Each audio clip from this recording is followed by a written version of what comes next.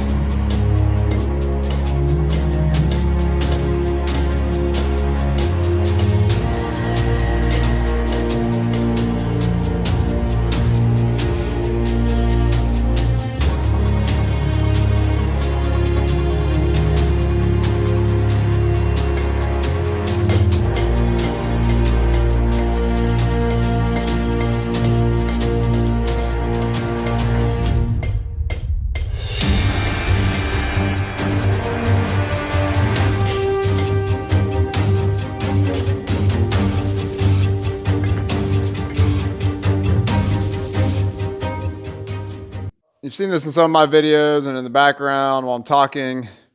This is my 50-pound Fairbanks power hammer. I was blessed to be able to purchase this from Virginia Institute of Blacksmithing this last summer. They were replacing it and getting a self-contained air hammer. I think a Yang, or don't know how that's pronounced, but anyways, it's been a great addition to my shop. Super blessed to be able to buy it. But anyways, so I think last video I said I was going to use the power hammer to use the top tool and use the set down and stuff, but the problem with this hammer is, I guess this a lot with a lot of mechanical hammers is, there's only 4 inches of distance here max. I know, problems that most of you wish you had, but anyways, so a 3-inch tall piece of steel plus a top tool on top of that doesn't really work in this hammer. So I also have this hydraulic forging press I built out of a log splitter. So not perfect, but it's been great for me. But I built it off of Big Dog Forges video. I'll try to provide a link in the description for that. But anyways, you have a lot more distance here, and even more that. So that's what I'm going to use. It's been broken. I broke the cylinder on it, forged something too cold, and broke the mounting on it, and so I had to get a new cylinder, and then the new cylinder didn't fit. Had to get a different cylinder. But anyways, so I spent most of yesterday getting it fixed and up and running, so I can use it for this project. But all right.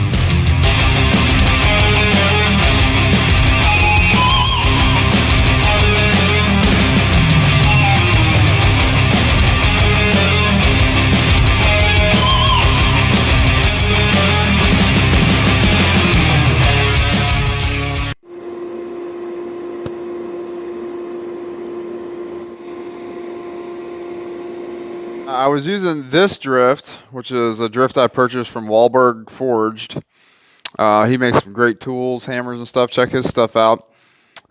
This is a fantastic drift for doing the initial drift with because it's got a real sharp taper to it, and it doesn't get stuck in the eye of the axe. It comes out very easily. But I needed a finished drift, so I forged this drift out of a piece of 1045 right there, just like this.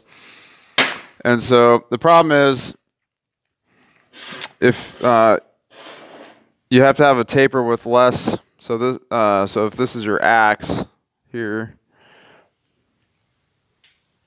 and this is the eye of the axe, then you want a little bit of a taper this direction. But the problem is, if it's too much taper, then this is kind of over dramatized, but the inside of your eye is gonna be too tapered, and you don't want that much taper. So this was the drift I used initially to drift the eye, widen it, and this will be my finishing drift to make the final size and shape of the eye.